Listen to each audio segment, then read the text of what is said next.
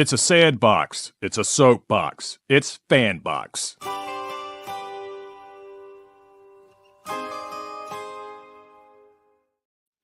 And welcome to Fanbox. This is the Agatha All Along After Talk. I don't know really what we call it. The podcast has got a really silly name, but regardless, we are here to talk about the last episode of Agatha All Along, episode 4. And with me, I have got a number of people with me, and I'm going to go ahead and bring them on so they can tell you where they can be found at.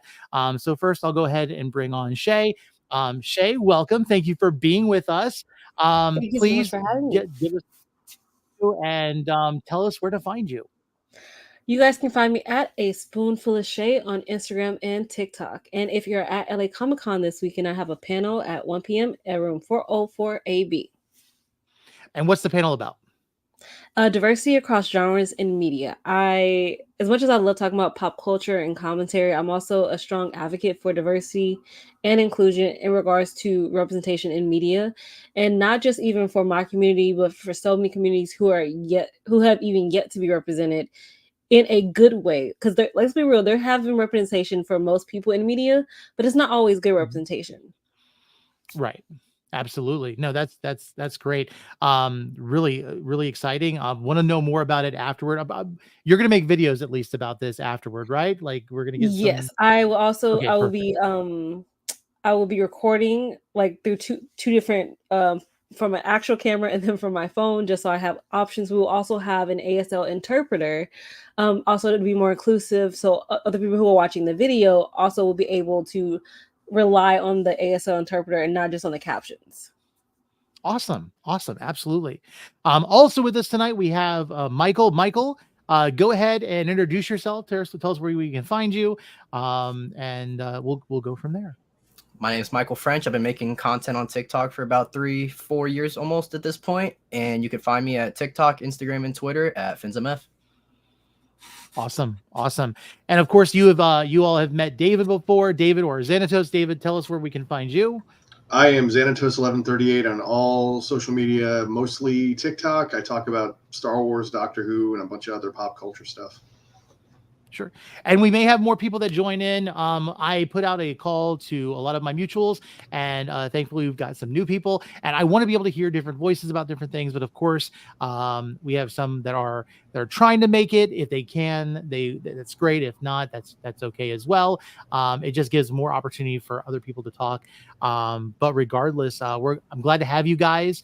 And so let's go ahead and just jump into episode 4. If I can't reach you, let my song teach you. Obviously, this is the fire trial, I guess you can say. This is the trial for Alice Wu. Let's go ahead and start with Shay. Shay, what were your first impressions of this episode? Right, overall impressions, I guess we could say. Gay. And I just mean that in such a very positive way. Because it's nice, even if some of it is very subtle, it's really just nice to see Catherine Hahn and Aubrey Plaza play off each other and how that interaction is. And I love a good 70s moment always. And like Teen said, they do an album cover and it looked amazing. Hair is one of my absolute favorite musicals. So it kind of just took me back to the moment of watching Hair in their outfits in the actual setting that the house had them in. And it was amazing. Okay. Michael, your thoughts? Oh, I would say when I first watched the episode, I was like, okay, it was like a decent episode, but it was one of those, I was like, okay, like that was cool. But especially after watching it a second and third time, I was like, okay, I definitely appreciated the episode a lot more with the hidden details with everything. But man, a new version of the ballad, 10 out of 10, hands down. Awesome. David. As soon as I saw them enter the house and the outfits, I was like, man, this is going to be a good episode. I love all the outfits. I love the aesthetic of the house. And it was overall, I mean, it was really interesting. And again, we got to see the backstory of one of the specific characters and where the ballad comes from, Oh yeah, absolutely. So just real quick, I think my obsession has been the music aspect of this show. We now have four tracks for an Agatha All Along album. We have the sacred theme for the Ballad of the Witch's Road. Before we got that, we got the country, the investigator, the cold case type, down the road, like the smoky voice type, thing, which is all of these versions are available on Apple Music and Spotify and stuff, which I absolutely love. Then you have, and I think it's funny because this one we're all obsessed with the cover version, which is what we got in episode 4. But if you go and you search online, you can actually get Alice Wu's mother's version, like the official album version. I'm gonna need that link. Yeah, it's just search up Ballad of the Witch's Road, and you'll see there's one that has it'll say Alice's mother's name. It'll have her name there, and it's I love it because after watching the episode, her version is more impactful because why she's doing it. I loved how you juggled the relationship with Rio and Agatha, but then you have this coming to terms with Alice and her mother, and this song that she hated for so long and what it meant. And a lot of people complained it was too short, which I agree, but it was too short at the point of where I wanted more, but I loved what I got. And I am looking forward. Now, I hope we don't get every episode with a different version of the Ballad of the Witch's Road, even though I may love it. But I love what they've done with the music through this show and the meaning of it. And so, yeah, that's my impression. I love every bit of this. Let's go ahead and jump into some specifics. First of all, the covers on these posters are absolutely beautiful. What were y'all's thoughts when it comes to the aesthetic of the house, the clothes, everything like that? I'm a huge 70s girl. Like I literally have a CD. I know, right? CDs. I have a CD of just some of the best songs from the 70s. That era and time musically is some of the most amazing, whether it's just funk or folk or just meant to take you, it really does take you to a time. And no matter if you're actually from or born in the 70s or now how we are in 2024, it really just takes you back to a moment in time, and you actually feel it when you hear 70s music. You're being transported. And what I liked about the ballad that they did, it definitely has more, I don't want to say more heart, because of the ballad that it is, but it's definitely also took what makes 70s music really good and also elevated it in a way that makes it still modern, if that makes sense. Okay. Yeah. Anybody else?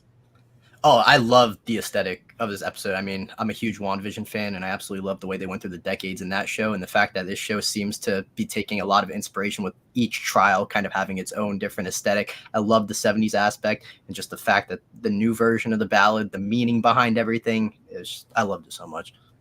Especially the costumes. I thought the costumes were awesome. I want to wear that for Halloween. Absolutely. Yeah. Yeah, but which one? Like I was looking at it, it was very much a vibe for each one of them. I'm not a shoulder pads girl, but Catherine Hahn, I could have been the flow that I just enjoyed that she did, but I'm absolutely obsessed with both Jennifer's and Aubrey Plaza Rio's. There's just something so elegant and still fun in Jen, but there's something so Rio's I might be in the 70s and I might, just like this, but I can still hurt you.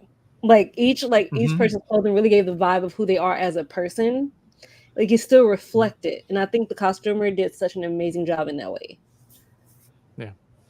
Did you all notice the image of Fleetwood Mac on the wall when they were looking through the house?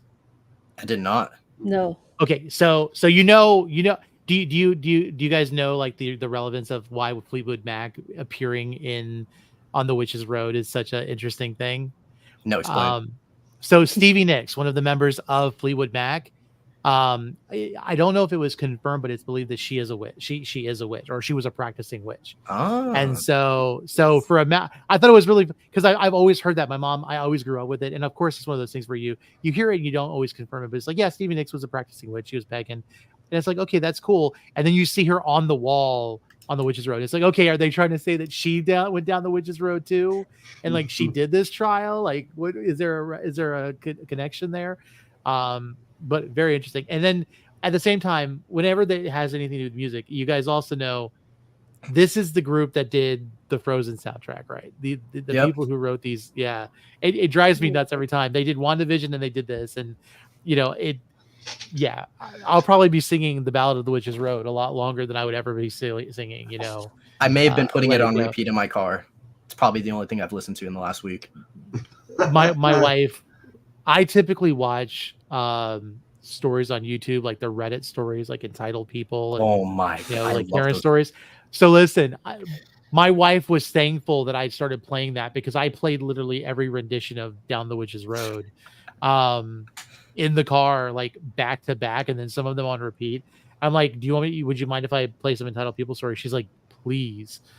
So which I have to say, she also hasn't watched the show, so I figure once she catches up, we will be at a place where we will be in agreement to watch these or to listen to these songs. So before we got in the house and before we got this aesthetic, we know, let's let me skip this slide real quick. I know this is inside the house, but Sharon is dead. We know for sure she's very much dead. They buried her. And then they had to summon someone to fill in as the green witch, which was funny because they said specifically they insinuated that they needed to make specific requests about who they were summoning, and some of the stuff that they asked for was so superficial, like Alice asking for aspirin. But I hope she's pretty, or I hope she looks good, or something like that. Yeah. I was like, okay, I mean, it's fair, but like, is that really the most important thing we needed at this moment? And then Agatha's like someone that's not annoying. Yeah, but but it was funny because after Jessica asked for her to be pretty, the first thing she's like, I don't know if I should be afraid of her or I should ask for her number. And there's definitely a tension where they're all like, we like Rio, but we're afraid of Rio because she's not a green witch, per se. She's the green witch. And as Patty LaPone says, she's a scary bitch. It can be both. Mm-hmm. It can be both. I think that's the thing. They progress down the Witch's Road, and I thought it was interesting. Alice, let's see if I can skip back to it. Alice did not want to go to this house. I think when she saw it from the outside, she kind of knew this was probably a house that was reminiscent to something that was in her past, because of how adverse, how adversive she was to it. And we know the road doesn't care about what your preferences are, because you can walk a different direction and you will end up in the same place. Rio asked what was going on, but then she seemed to know more than she was letting on, because she seemed very convinced. I saw somebody post on X that they believe that when Agatha said that she only came out of the road with one other witch, that they think that it was Rio. There's a lot of speculation, because when the metronome starts in the house, she immediately says it sounds like that's the first trial, but then she's not been for any of the trials. She doesn't know how any of it works, right? Like Rio also did a little off to see the wizard skip, I think, at one point. Yes, you did. On the road. Mm-hmm. No, my thing was, I think Alice she was talking to Lilia, and the Rio's just on the couch. Oh no, I think everything had just started. Like Lilia's getting burned, and she's there just looking at a newspaper. ma'am. What? Yeah. It was just Now, the casualness of that was just kind of like, Mhm. and I get that, and I get why, based on what we learned about her within this episode. But I'm also just like, help. Mhm. She's constantly unbothered by anything. Yeah, and something tells me Yep. by the end of the show, all these witches are going to be gone, except for Agatha, Rio, and Teen. I Well, genuinely.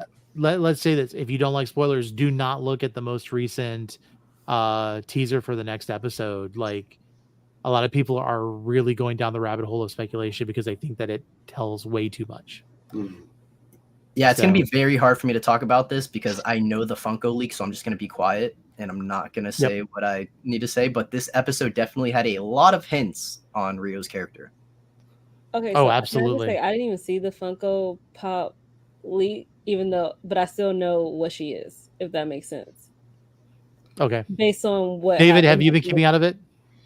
I haven't seen anything, but I have. If I don't care if you want to say anything about it. Okay. Her. All right, Shay, you go ahead then. Okay. She's death. Yeah, that's what I'm seeing. Yeah. Like the moment she told Agatha, she's like, "You kill him, and I take the bodies." Only person take bodies around here is death. Or let's go even farther forward in the future. Teen is injured and it looks like he's dying, and she looks directly at Rio and says, "Don't." Like, and in a weird way, I don't know if me knowing the leak made me enjoy those little moments a little bit better, or I'm trying to imagine a situation where I didn't know about the leak and like the speculation that would have happened within this week of those couple lines that she said in this episode. I'm going back for it's like, it sucks that I know, but at the same time I pointed out, I'm like, I see what they're doing now. I see that little hint. Yep. And here's the other thing, like the fact that Rio can for sure tell Agatha that Teen is not her son. Lets us know what we don't know how it happened, but we know where her son ended up then. Yeah, Rio definitely took her son's life for the Darkhold, right? I think we can all agree on that one. Yeah. Now, I have a differing opinion. I don't think it's for the Darkhold. I think because I'm sorry, the locket that she has, she's carrying his hair, and that's not essentially for me. My first thought is, she gave him up. I think she tried to get the Darkhold to try to bring him back. If that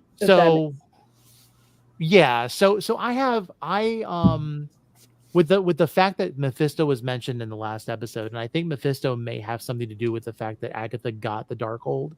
And one of the things that I and again, you can't base the comic books and the comic book history on what they're going to do with the MCU. I've come to terms with that. It's okay. I may still not forgive them for using the term the title Age of Ultron for a movie that was nothing like Age of Ultron, except for like it was more like the Week of Ultron. But Mephisto is one of those characters where it's like it's well, everybody knows it's the deal with the devil. But the devil, the devil's in the details. It's kind of like the whole Johnny Blaze making a deal with the devil and then ending up being the Ghost Rider. He has a price to pay for what happens. He doesn't understand it until after the deal has been made.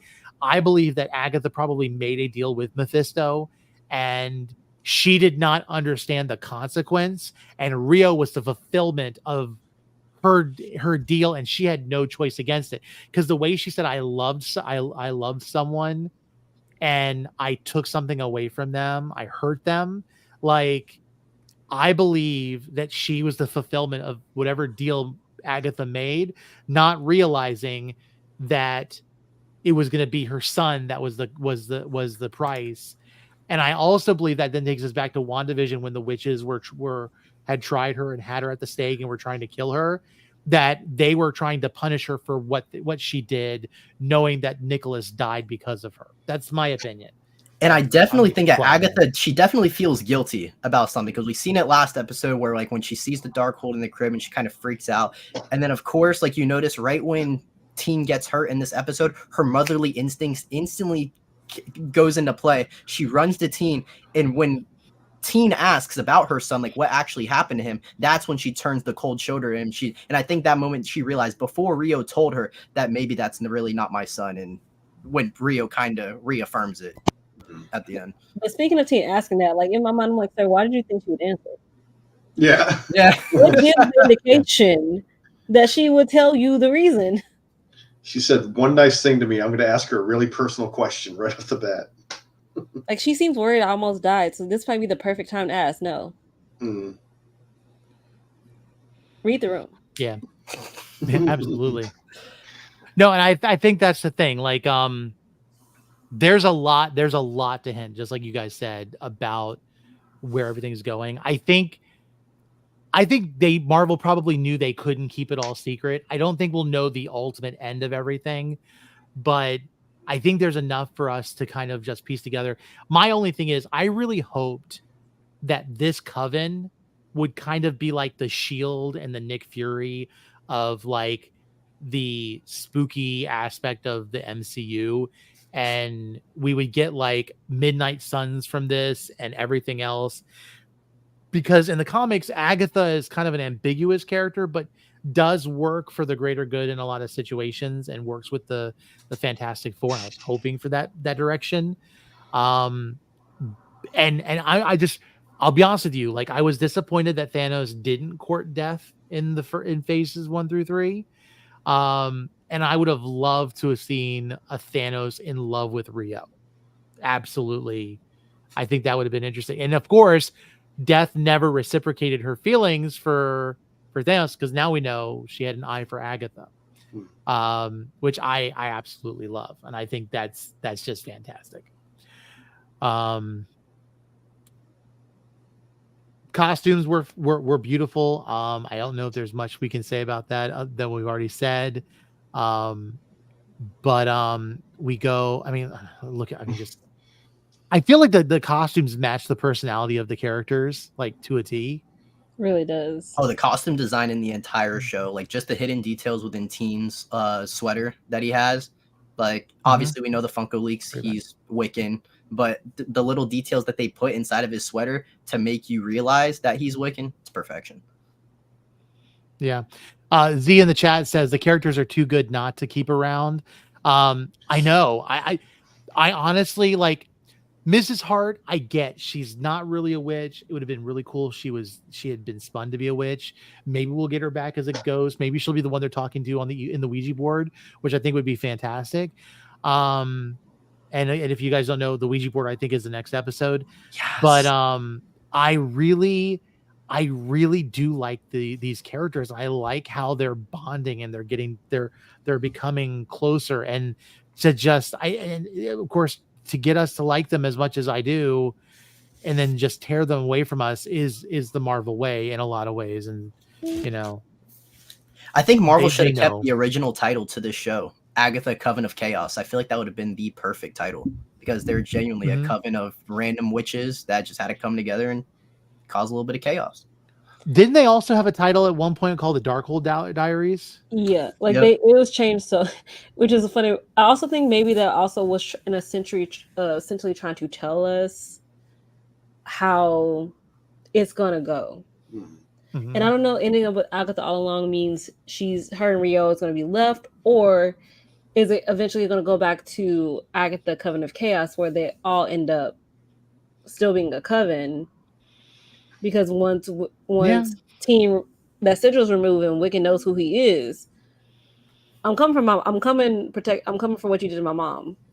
Like, is the revenge is coming. Yeah. Absolutely. I feel like we need to talk about Agatha's motivation in the show, because I feel like she's acting very weird. Like, there's something about the way Agatha is acting that I can't really put my finger on it, but it's like, in a weird way, she's almost like, yeah, guys, like, hurry up, let's just get to the road.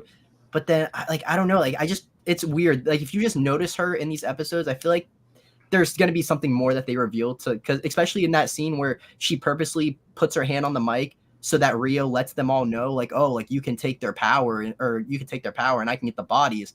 I feel like, why would Agatha do that on purpose? What is she trying to turn the coven against Rio by announcing, like, the quote unquote plan? Like I don't know, I feel like her motivations are so like mysterious right now that I'm so curious to see where they're gonna go. Episode 3, I was kind of convinced she had never gone down the witch's road and it was all a lie because of how she panicked and didn't understand there's no getting out of the trial. You have to go through the trial. I don't know. It seemed really weird. Agatha's character has been all over the board. I've heard some people say she's still under some sort of spell, and so there's something that's influencing her. But then at the end of this episode, you feel like you're getting a little bit more of a deeper dive. Like, okay, Rio definitely wants to do some violence. She's tired of waiting, even though it's not been that long. There's the tease of their relationship, the revelation that, Teen is not Teen is not Nicholas Scratch. And then, you have Lapone that basically, says, don't forget, we heard what you said in the sound room. So there's a lot, and I think they're trying to lead to that point where it's like, there's got to be some mystery, but I don't know. As we get farther on, maybe there is an ulterior motivation that she has. Maybe what they don't understand in the Witch's Road is that not all of them can survive, and she's literally brought these people to die. And that's the whole purpose of the Witch's Road is, are you willing? Which would be terrible because I'm going to be honest with you. It gives me Hocus Pocus 2 vibes. The magic again, I'm sorry because I just watched this, which is in music. I don't know what it is. The Magicae Maxima, I think it was what it was called in Hocus Pocus 2, where you sacrifice your coven for you to have unlimited power. And what is she seeking is power. So it's like, maybe that's what it is. But it's making me wondering. Then sloppy writing. It's making me wondering what Agatha really wants or what she's going to take. Is she going to take that power at the end of the Witch's Road? Or is she going to feel so bad about what happened to her son that maybe her final wish in the Witch's Road is to get her son back? Yeah, I was thinking the same thing. I think her motivations, she's making it seem like her motivation is just to get power, is just to be able to be the witch she once was, so she can, go up against Rio at her strongest. But I also think she might be a little tired. She's tired of who she once was. She's tired of that. She misses her son. I think maybe at the end of the day, she's going to choose to give up her power in exchange for her son. And that will perfectly go into what Tony was saying, that he really wants Agatha to be close to the Fantastic Four. So maybe she turns a new leaf in this show. And who knows, maybe she ends up in Fantastic Four babysitting a young Franklin Richards. I don't know. I also kind of want her to be this ambiguously like chaotic neutral that depending on the, like when she appears, you have no idea what side she's on. I think that would be great with her. It's like one show or one movie she shows up in, she's like, she just makes it difficult for everybody else because like again, if you look at WandaVision from a different scope, like a different direction, Agatha was trying to be the hero. Because she knew what would happen when the Scarlet Witch got the Darkhold. She knew that. And so, in a sense, she was trying to fulfill her own twisted form of justice. And at the same time, like with the way like she talked to Jessica. So Jessica in the first one, she's struggling to make the potion, and Agatha looks at her and says, "Listen, I hate you, but I saw what you were doing when it was good." And it's like, okay, so she definitely has a problem with witches. Mm-hmm. And that makes me wonder. And they all know her as a witch that takes the powers or kills other witches. So if that's the case, then we've only seen Agatha as an antagonist because that's how we're being shown her. But in a different filter, she may be the hero in her own story. And she just does it in all the wrong ways. Yeah, when you say pop up somewhere, it just makes me think if you've seen Star Trek The Next Generation, she'd be like the Q of the MCU. That'd be perfect. I would not mind that at all. Like just causing chaos. And that makes perfect sense. But my thing about like what her being afraid of what the Scarlet Witch would do, but I'm like, you brought the Darkhold to her. If you never brought the Darkhold to her, we wouldn't be here. Yeah. It's essentially a self-fulfilling prophecy. Yeah, I feel like Agatha was just so Mm-hmm. curious on how Wanda did everything, and of course, with that flashback scene, she learns how Wanda did everything. And I feel like she just wanted Wanda's power. Simply, it's like she was like, "Oh, you're doing this to make breakfast for dinner." And she's like, "Kind of f you. I want your power because I can actually do something with the power because you don't know how to control it." Mm-hmm. Good point. I also wondered at one point, because she seemed to have had her whole basement set up and she was able to exist within the hex without being ultimately affected by it, with the exception of what she allowed. I wondered if she had already been based in Westview and Wanda appeared, and maybe Wanda and Vision were kind of drawn to Westview because of the Darkhold, because of their connection to the Mind Stone, because Wanda's use of magic on Vision, whether it was to change his appearance or do different things, and so because of that, they ended up um, in Westview at the same place where Agatha was based, and she was stuck within the hex, but decided, this is not a coincidence, and so I have to take this into my own hands. I always wondered that at one point, because the only thing I think Agatha didn't understand was that Wanda could trick her without really thinking about it. Even just observing her basement, her little lair one time, and understanding from one explanation what the runes meant, Wanda was able to recreate that, and she just didn't anticipate that. Well, I mean, I've always thought of Wanda's powers an extension of the Reality Stone anyway. And that's just based on my knowledge, only because I don't read. I'm an MCU fan who loves the movies and the TV shows, but I never was a comic fan. So I'm coming at it obviously from different knowledge than everyone else who has been reading these comics from childhood, and I'm still learning, obviously. So am I close to right or not right? So at some point, there was the Infinity Gauntlet series, which was very much what Infinity War and Endgame was, and then there was another Infinity War series, or an Infinity series, that involved the Infinity Gems, which were not called stones until Chris Pratt couldn't pronounce gems, but they were no longer just stones. They were then imbued in people. And so there was like a guy who was super fast, and it wasn't really that he was super fast. It was just that he had the ability to alter time, or I think he went through space differently. One person had the soul stone, one person had this, one person had that. And so you have this where the stones were kind of typified by individuals.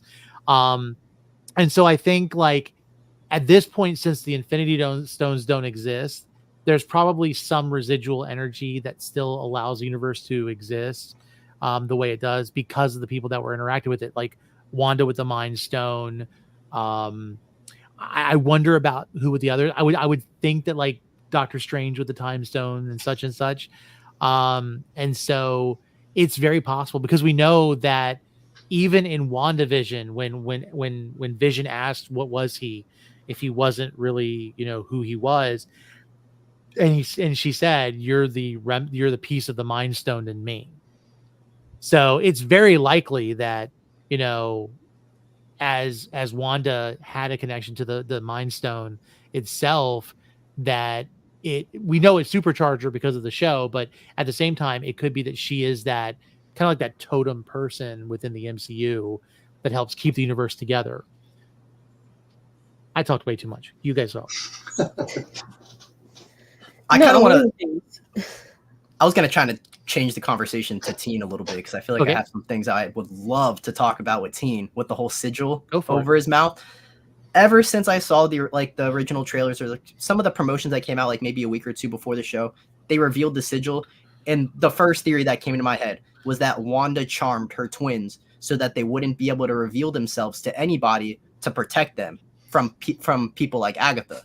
So now with this episode, and Agatha reveals, he asked her, he's like, did you put this sigil on me? And she goes, no. But then she was like, well, actually, I wouldn't know, because it works on the witch that cast the sigil, and the only way that the sigil can be destroyed is if it's not needed anymore. So then I see a theory from someone on X or Twitter, whatever you want to call it, that I wish I thought of myself. In WandaVision episode 4, or episode 5 when she was singing that Sokovian lullaby to the babies when she first gives birth, and then that's when Monica kind of broke the reality, saying, "Oh, your brother was killed by Ultron, wasn't he?" I saw someone say that was the moment that Wanda charmed her 2 twins so that they would not be able to reveal themselves. I love that theory. That's the thing I'm rolling with, and I expect to see Wanda at the end of the show or Mephisto, one of the two. Like also because she was on some late night talk show, and I don't remember. Please don't. I want to say Kimmel, but it was one of them. One of them. Yeah. And she was asked about Agatha all along because everybody's like, because people know she's not dead. No, Wanda's not gone. Nope. She might be out a second for a second, but no, she's still here. She's regaining her strength. But she said, "I would love to come back" or something. And I'm like, I don't know if that's just like your training because they taught you how to do that in media training, but like, are you coming back for act? It would be the most amazing. Granted, if we do see Mephisto, cool. I would love to see what it means like to meet the devil. But if it's Wanda, the internet is broken. Oh yeah, the reaction video from me is gonna break the internet if I see her at the end of the show. And the reason I really think so is because the first episode, I know I'm kind of bouncing around between the episodes of Agatha here, but obviously when Agatha was under that spell and she sees Wanda's dead body, we're supposed to believe it's not real, of course, because the spell and that everything was obviously not real. But I feel like that was Wanda subconsciously letting Agatha know that she needed help. I feel like she teleported herself from Mount Wundagore to Westview because at the end of WandaVision, Agatha says, "You're going to need my help one day." And Wanda says, "Guess what? I'll know where to find you." So I feel like that was Wanda subconsciously letting Agatha know that there's something messed up and that she's like somehow, some way, Agatha and Wanda are going to reconnect by the end of the show. And she's going to help Wanda kind of harness her power and really turn her into the Scarlet Witch. I mean, also thinking about the title of the episode, if I can't reach you, I'll teach you. And then learning that Lorna's song essentially was a protection spell the entire time. Like she used it, if she couldn't do it to protect herself, to protect her daughter in the only way she knew how. And the thing if you grown up, especially for me as a Harry Potter fan growing up, it was just like knowing what a mother's love can do. What that love, how much they'll sacrifice for you, can save you one day. Even and that was so beautiful. First of all, the title is beautiful, at least to me, because it definitely, like, once you watch the episode, it has that deeper meaning of, if I can no longer be in your life, what I leave you hopefully can teach you to protect yourself and to go forward. And that is always for me like the most beautiful aspect about this episode, because even though her mom ended up dying in the fire, she used everything she could to the last breath to make sure her daughter could be protected. Yeah. What was really interesting about Lorna, about Alice and her mother, was when you look at Alice, she seemed to have an issue with her mom being on the road all the time, everything else. There was a point where she had said that her mother thought that her audience was her coven. And so everyone thinks, oh, she's trying to use them to open the door. But then when she when they described, and it still gives me chills thinking about this, that at any time in the MCU, there is someone playing Alice's mom's song. Yes. And that song being played is why, because Alice should have burned up a long time ago, but it's because that song is still going, that it's somewhere playing all of this time, that her mother had set that up by going on the road and doing these things. And that was like she said, the mother's love, it's one of those things where the moment when she said, I really wish that this didn't happen, that this didn't exist, because it was easier for me to be mad than sad. And when Miss Lapone says, it's better to be sad than to be mad, and understanding, like, I love that dynamic, and I love that for Alice, and the fact that when she's taken and she's got this she's got this burden and she's struggled throughout her whole life. And the moment that it passes on to all of them, and she's like, I feel lighter. And then they start getting burned. It's like, you know, the coven has to take on the burdens of each other. And it's almost like one of these trials because the coven must be true. And this is an opportunity. And you see how close they are even after this, that they've conquered this together. Jen was so funny in this episode where she's like, I'm standing right here in this circle. I'm not moving. I'm not getting burned right now. Jennifer, yeah. No, first of all, that's me. Also, when I tell you to put the circle on me, I meant to do it that moment.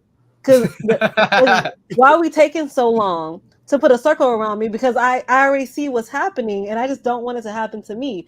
But also then what you said about how the coven has taken on the burden, also breaking generational curses. Like that in and of itself, thinking of all of her, like what her mother suffered through, what her grandmother had to suffer through, just for her to be able to break it for her future children if she is able to survive the road, is an amazing weight to have off you. To know you're not passing something that you know is going to harm your future children and their children. And it almost makes you think, were these people fated to be on the witch's road together? Because how would she break that generational curse if she wasn't there on the witch's road? You know what I'm saying? Like, it almost makes me feel like all these characters were like fated to be together. Like somebody brought these characters together for this to happen. And come on, man, just the fact that they had to blast that song to kill a demon, some of the coolest things I've seen in the MCU, hands down. That was so awesome to see. Well, also like Lilia, when we first, I think second episode, and we meet Lilia, she has, you know, the vision, and she writes down the people that are needed. Like she's like, yeah, like your name is here, so you'll have no choice but to come. But also a black heart. And the moment she said black heart, I'm like, oh, you need to get Rio, because when you guys were fighting, she said my heart's black now. It's a black heart, and I was like, yep. And Agatha knew, which is why she hated in the first place. And I'm like, first of all, that's man, we could have just ripped it, but go ahead. I understand your tactics. But everybody literally was fated, was needed, and I don't know if that also changes things for Rio being Death, essentially, because Death's job is somebody that's going to take you when it's your time, no matter what. But I wonder sometimes if Rio will make a decision that has to be like, I can't. Will she make a decision now where I can't, I don't want to hurt you any longer type thing? And then would that change her trajectory as well? Especially because she said, like, I pretty much had to do it because it was my job. Like, she almost made it sound like, in a weird way, I don't know if maybe like she's working for someone, or is she just saying that that's her job because obviously she is Death, so like that's just her job, she has to do it. Or maybe she's working with Mephisto. I don't know. You know, I'm going to throw Mephisto in anywhere I can here because I feel like they would not say his name for no reason last episode if he's not showing up somehow. Well, I mean, we heard him in She-Hulk with Madison. One Y, two N's. First of all, I just love her. Like, she's a vibe. I absolutely love her. Because she made a deal with him, too. And I'm kind of curious when we're going to see how that's going to play out. And then she literally comes out of the portal with a beating heart. Like, what? She's like, I had to, like, you know, make a deal with some creepy guy to get back. And then in the credits of that show, you also see like her talking to a goat. So it's like to signify it's obviously the devil. Yeah. Okay, so let's take a little quick detour with that because was it Deadpool and Wolverine? Cassandra Nova makes a comment that she got a sling ring off of an amateur magician. A lot of people assumed that it was Doctor Strange. What if it was the magician that sent Madison into the dark, or into the, you know, like the hellscape in She-Hulk? And what if we possibly get Madison at some point on the Witch's Road? I would absolutely love that. Not only just for us, but for her. Like, I'm like she came in 2 episodes and kind of just became a fan favorite. And also her and Wong, I need a spinoff. I don't care what Marvel does with them, but they need to do something because their friendship is everything to me. Do you think they're finished with what were they watching? The Sopranos? Do you think they're finished by now? I mean, Sopranos lasted for what, like 7 seasons or something. Like, I mean, I'm pretty sure they still on that couch. Listen, I got up to the revival of Doctor Who within the last like what 3 or 4 months. I'm pretty sure Madison and Wong are at least caught up. They're watching all of like the Law and Orders now or something. Or they're That on would be Better Call amazing, Saul. Oh man. And then so we got them singing, which I love this group and them just singing together. I don't know if they were casted and then all of a sudden they're like, oh yeah, by the way, you guys are gonna sing for this show. Or if that was part of them casting this team, because they're amazing. They're amazing. And Incredible. I never thought I would love anything with Aubrey Plaza in it that had music more than I love Scott Pilgrim versus the World. But this show is doing it for me, is absolutely doing it for me. Well, for me, the moment they put Patty LuPone, I'm like, if there's not singing in here, that is a travesty. Like I'm sorry, you have the legend that is Patty LuPone. If you don't utilize what she can do, please. Mm-hmm.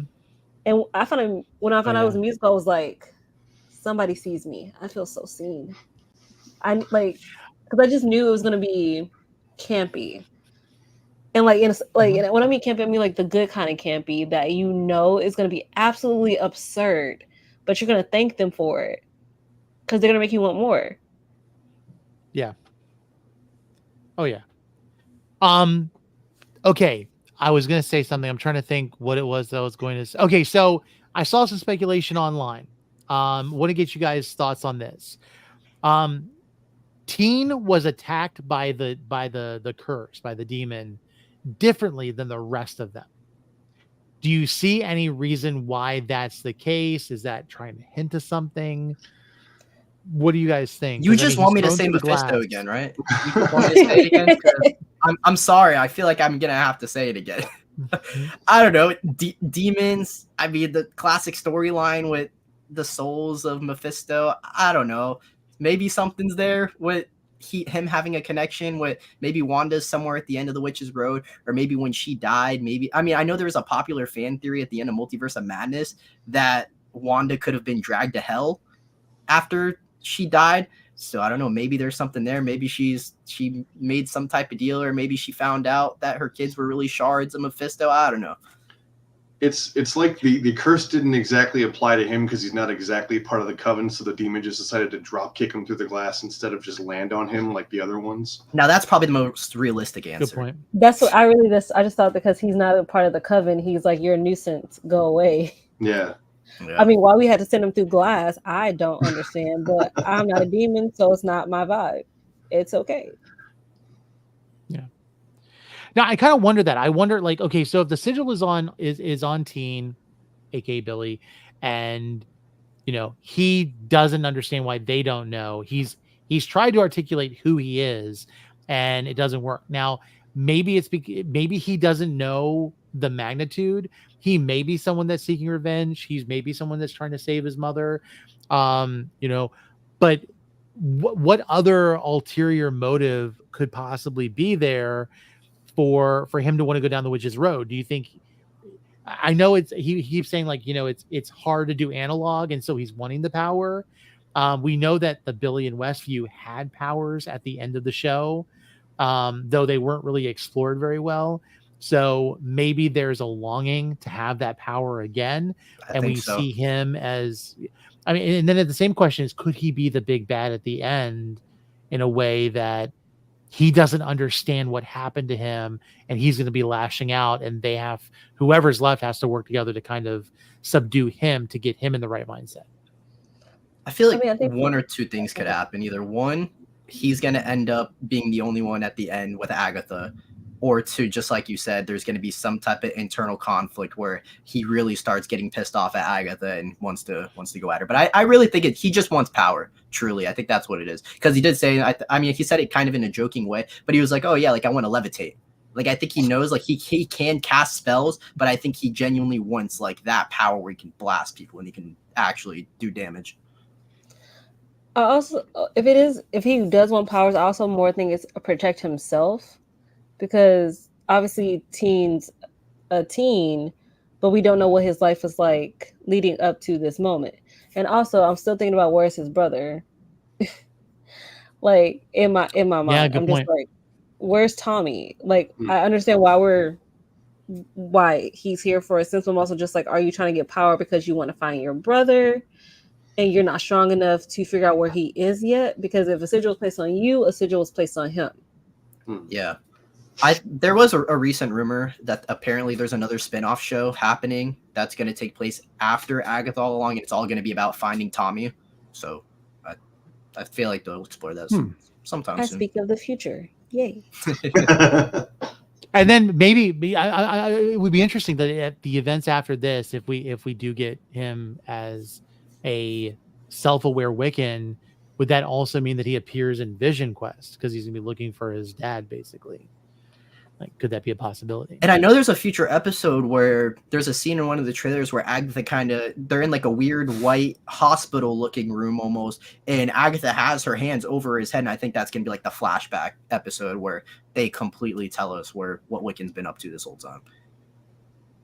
Because when they were in the car, like, it just got silent.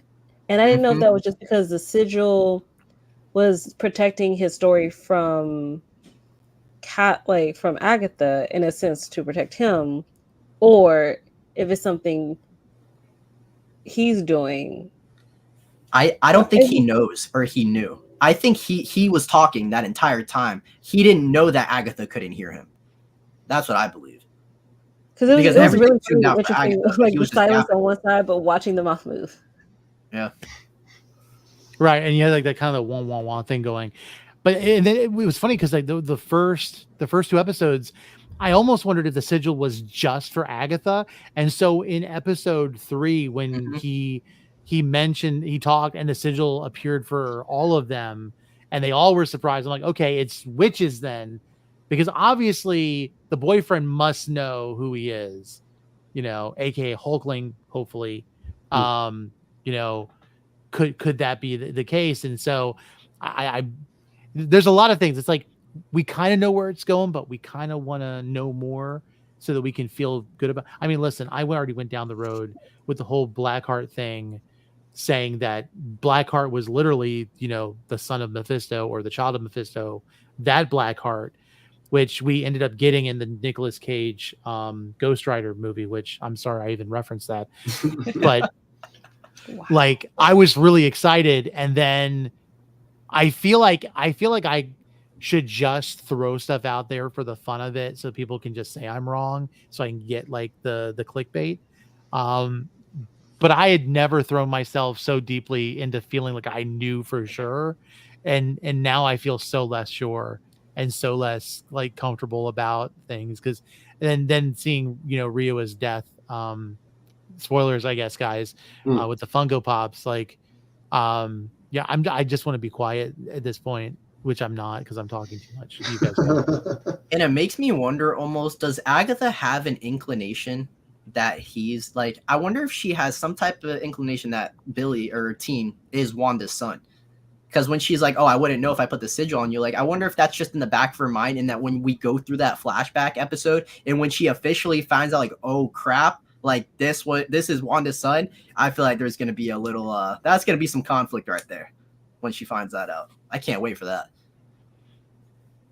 Because he's also because she's gonna be looking at him differently this time. He can't be strong enough to go up against her, even if he don't understand his power. That is true. And that's what makes it so exciting. Like, when she finds that out, it's game time. Yeah, and the thing is, like, that's the whole crux of her special power, I guess, that she got from the road last time, is that any witch or any spellcaster that uses their power against her, she can take that power from them. So then how do you fight someone who's basically just a vacuum for power at that point? But I mean, Wanda did it, but Wanda had her trapped in the spell. Remember, the hex had the sigils, the different like images, and that was the whole thing. She was missing on purpose to put those certain symbols in the hex so that Agatha couldn't use her powers. So they would have to consciously put her in a place to take her to where she couldn't use her powers, like dampening her powers to be able to actually take her on. Because I believe originally she was able to take Wanda's power, right? Originally, but I think when Wanda started missing and when she put the runes up, that's when Agatha couldn't do it. I believe she could do it. If I'm misremembering, but I think that she was able She was taking her powers up until the symbols were solidified in the hex. Yeah. Because remember, Wanda's hand started to shrivel up, and at that point she changed her attack pattern by putting up the symbols that Agatha so absentmindedly let Wanda know about in the basement. And then at that point, it was just all for show for Agatha to go ahead and just do all that so she could just take it back from her. But if Wiccan finds out essentially that he's Wiccan before, because at this moment, Agatha has no power. She can't take anything. Well, she can, because she in episode 2 she was trying to get the coven pissed off at her so that they would blast her with magic to take it. So it's very, very interesting. I don't know. But on the other side, she could have just been getting the coven mad enough for their powers to be realized to activate the road. Like, let's say the song wasn't enough, but they had to charge their powers more in anger to get enough energy for the door to appear. Yeah, because she was saying that with anger. She said, "Blast me, you bitches." She said that was in anger. I love how you just like got more quiet saying that. Yeah, I wasn't sure if I was allowed to cuss on the podcast. I was kind of like, yeah, maybe I should back up a little bit. It's not for kids, so we're okay as long as we don't say way too much. But yeah, okay. So the music was fantastic. After they get out of the house, which by the way, the door being in the piano, I love that you saw under the piano, and then the piano opens up and they can go down into it. But we have this moment with them where they're basically just acting like a bunch of friends. Like they seem like a bunch of sisters, really just like talking about their scars and everything else. And Agatha's even kind of like, participating a little bit. And you've got Jennifer. It was Jennifer, right? Jennifer giving like the little potion to Alice to put on her pressure points, and I love that. And then you've got Lapone talking about the vampire that she knocked the last tooth out of, and she was going to talk a little bit. And I was sitting there going, "Are we going to get a Blade reference? What is this? What's going on?" But I just love this for them, and then it's going to make whatever happens next episode even more upsetting for me. I just know it. You think they're going to turn on each other? Or we're just I love every single one of these witches. Rio, I'm still in the fence with. I like her energy. I like the chaoticness that she brings to it. But I haven't been emotionally invested in her. I'm starting to with like the little interaction with her and Agatha. But if any of the other three get taken out, I'm gonna be upset. I'm gonna be very upset. I mean, I think for the next task, it might be Lilia, which is Miss Patty LaPone herself, or because I don't think we're gonna get Agatha's test just yet. I feel like that's what they're really saving for like the end, if everybody makes it through. Mm-hmm. So didn't you say next episode was that possession episode where they're playing with the Ouija board? Yeah, and I think that plays more onto Lillian's character because she's a fortune teller. I wonder if it's just going to be something random that possesses Agatha in that moment, or is it actually going to be someone important that possesses her? Now, there is some key footage of the episode that shows some power manifestations, and my fear is that looks like they're trying to take on Agatha. So yeah, it's going to be interesting. But yeah, any projections, you guys? We're almost at the hour mark. We're just minutes or seconds away here. Any predictions, hopes? What do you guys want to see for, let's say, episode 5 or on? Like, what is it you're really wanting to see next? I want to see Wanda at the end of this entire season. I want that moment. Because whether it ends on a cliffhanger or not, and like they can be like, see them next in this. I just want that moment of not only validation that she is still here, but also when she is still here, when she sees Wiccan, what that now is going to mean for Agatha and the Coven. Yes. I've been wearing my Scarlet Witch baseball jersey every single Wednesday as like a little ritual saying, come on, Scarlet Witch, come on at the end of the show. That's really all I want. Any Mephisto reference, Scarlet Witch reference by the end, I'm in. That's I'm like I want to see Scarlet Witch overall for sure. Like everybody else, I'm looking forward to like finally seeing what Agatha's true motivations are, or what she chooses in the moment of choice. Wiccan, whether he realizes or not, maybe what happens with him and Rio. Like there's so many things, so many questions to be answered, and I hope it's answered before the final episode. But yeah. Let me, as much as I don't want to do, I don't want this, but the obtrusive thoughts have gotten in my head. I do want Scarlet Witch. What if we find the end of the show, Scarlet Witch is brought back, Agatha is about to just get her powers. It's revealed that teen is Wiccan, and Wanda's about to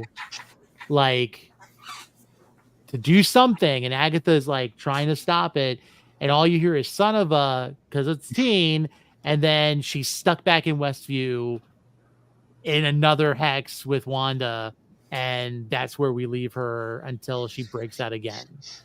Like, I mean, technically she didn't break out the first time because Team had to break her out. But that would be true. So iconic. I'm gonna be meeting Elizabeth Olsen at New York Comic Con in a couple weeks. So am I. And I have to say something. I'm gonna just say something. I'm gonna be like, I know that you know that I know that you're at the end of Agatha all along, just to see a facial expression. Truly, I have to do it. I'm gonna do it. I'm like, you can't tell me nothing. The snipers will get you, but like, I got you. Like, give me a little wink or something. Come on. See you in the next episode. Yeah. Well, for me, I want to see more Aubrey and Agatha, like that relationship, and maybe healing the scar that Agatha left behind for Rio, because like that kiss tease. How dare you? That is a crime. Oh yeah. But you gotta respect Rio for that though. Because Rio made sure she let her know that it wasn't her son, because I think she was willing to kiss Rio because she thought she got her son back. Yeah, so I respect Rio for that. She was like, pretty much just to let you know that's not your son, by the way. And that's when Catherine, I was like, okay, maybe. Yeah, like this isn't better. Like these feelings. Yeah. I think that's a genuine thing, because I think she actually does want a relationship with Agatha. She wants to go into it with both their eyes open, essentially. So she's like, you can't, whatever happens next, I can't be blamed for anything else. I'm being as honest as I can about what is happening. But also, the moment she did, you can kind of watch the veil, the fakeness, come back over Agatha in that moment. And it was like, kind of just like, man, I get why she does it as a shield, but I'm like, I think Rio might be the only person you don't need to protect or have that facade with. Yeah, because she'll just kill you at any moment. Call it a day. I mean, she could. Wait, actually, Rio cannot kill Agatha. That's what I'm excited to learn what that is, because she was like, "You can't kill me. It's like it's a rule or something." I don't remember the exact wordage, but she was like, "Yes." Apparently, Rio cannot. So well, maybe that was also part of the deal she made.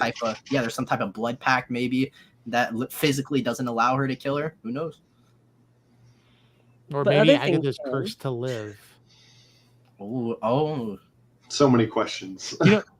There's a story, and it's nothing related to this, but it's there's an entire story with Deadpool and Thanos, and of course Thanos courts death. Thanos loves death, but death loves Deadpool because Deadpool can't die, and of course death wants what she can't have, and of course Deadpool's a merc who kills people, and so when Thanos had the Infinity Gauntlet, the thing that he did was he cursed Deadpool to never die. Like he'll never be able to die, so that he keeps him away from death as much as possible. That is the most petty thing I've ever heard, but I love it. Right. So there's this idea like, what if Agatha lost her son? That's what was taken from her, but she was also cursed to never die. She'll never be able to meet Nicholas Scratch again. Cool. And maybe that's part of it.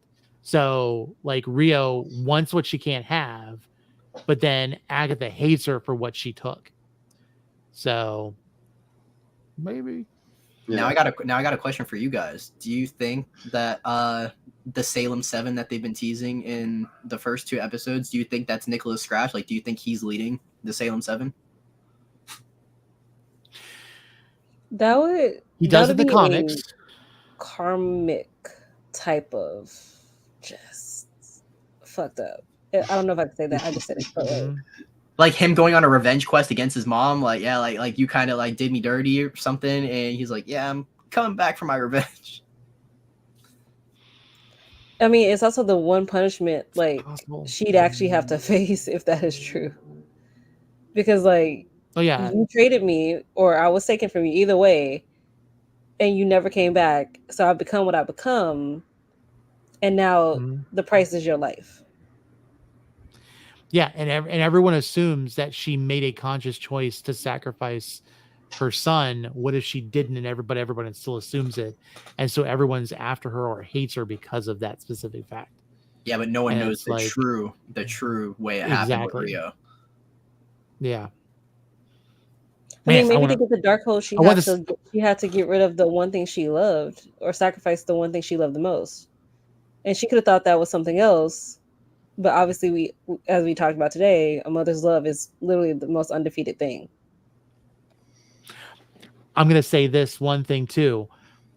What was it that she was willing to make a blind deal with the devil, basically, if that's how it was, to get the Darkhold? Because they specifically say you hid behind the Darkhold all these years. What is she hiding from? Beyond her choices, what did she need the Darkhold that she was willing to make a deal with to get away from? And the Salem 7 may be it, but that could be just part of the tip of the iceberg when it comes to what Agatha has done and what's coming for her. I mean, she talked about the Daughters of Liberty that do not exist anymore. So Yeah, do you know? Okay, who the Daughters can we of also Liberty say are? that that sounds like an alt? I don't, but doesn't it sound like some alt-right group at this point? no, the moment she said it, I was just because there actually are like, they don't call themselves Daughters of Liberty, they call themselves something of Liberty, and I was just like, I don't know if this is supposed to be a reference to them, but if that's the case, I think Thank it's you the for doing Moms that. of Liberty or something. But Yeah, yeah, like Yeah, I it's looked Moms- up it's the Daughters of Moms of Liberty on Liberty. Google, and it was the most same random moms who comic complain about team. turning red.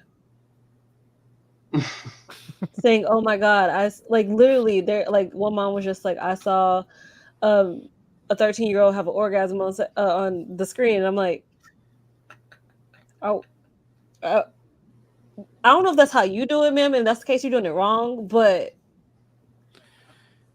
this is puberty. I don't know if you experienced it like the rest of us. It sucks. It is not fun. So like, Yep. calm down. Yep. And it was so funny because she was just like, I couldn't relate to it. And I'm like, I'm gonna let you have that. It's like maybe the movie wasn't about you. You ever thought about that?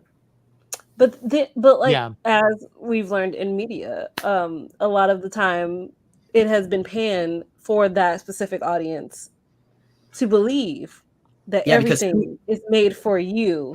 And now that things are being made that are not necessarily for them, they have an issue because they made the rest of us assimilate, and they never had to learn to. Mhm. Yeah, because who asked I for think that's Agatha the all thing. along? Am I right? Wait, what's the question? Well, let's just say it this way. I think this is where it comes. And again, if someone coined this phrase before I did, I guess I've appropriated it, but and I guess using that term would be just on par for what I'm about to say. But like, the world is bigger than your backyard. Just because I don't have those life experiences, the world is about learning about other people's life experiences and being able to be empathetic about them. And we are now in a day and time where people want to say that every piece of media is specifically for them. But if that were the case, why are you not going to every rom-com? Why are you not going to every, artistic, like, why is it that you maybe if you're like, let's say an incel and you've never watched The Artist, oh, but I don't like black and white, whatever. There are things from different genres, different worldviews that you can observe and be a part of, and maybe you don't understand it, but that's part of the learning. That's absolutely about the learning and about being able to see how big your world is, so that you realize the problems that you have and the issues that you make a big deal are not really that big in this world. So, and also that a lot of us I'm done. can relate to each other because we all go through the same thing. But just because it doesn't look in the same way you've experienced it does not mean it's not the same. Yep, exactly. And with that said, if you watch or you were listening to this before tomorrow, please make sure you check out Shay's panel at LA Comic-Con. I love the topic again. So we're at the end. Is there anything that anybody wants to say before I let everybody, say where to find you again? Stay queer. Stay positive. Man, I don't have it. I don't have anything good. Stay positive. I say we take all of the negative terms for the things that we love, and we just take them and spin them and we appropriate them. And so I'm going to say this: long live the MCU. Always. Give me my season 2 of She-Hulk, please and thank you. I'd appreciate it. Yes. Mm-hmm. And Miss Marvel. I didn't forget. Miss Marvel. Oh man. Where's my season 2? Yeah. I need it. I need all the after you damaged her, I need to figure out how she's dealing with things. You emotionally damaged this child. Yeah. Stay nerdy. That's how it is. All right. With that said, we're going to go clockwise again. Shay, where can we find you and what are you doing tomorrow? You guys can find me at A Spoonful of Shay on TikTok and Instagram. And tomorrow I will be moderating the Diversity Across Genres in Media panel at LA Comic-Con at 1 p.m. in room 404 AB. Awesome. Michael?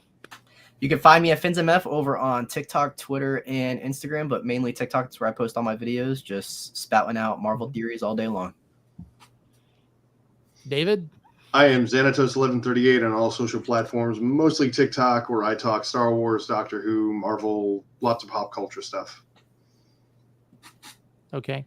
And just as a reminder, everybody, if you are watching this, whether it's on Facebook, X, or on YouTube, thank you for watching with us. This has been It's Fanbox. Please be sure to subscribe, like the video, turn on notifications, make sure you're following us on all social media. It's Fanbox everywhere. We're going to be doing a lot more fun stuff. And again, if you are a viewer and you have never thought about actually getting behind a camera and talking about your opinions, we want to invite you to be able to do that. So please be sure to tag us, invite us as a collaborator on Instagram, or even just reach out to us at itsfanbox@gmail.com. We'd love to help you into your journey for creation, because the more diverse the voices, the better the fandom can be.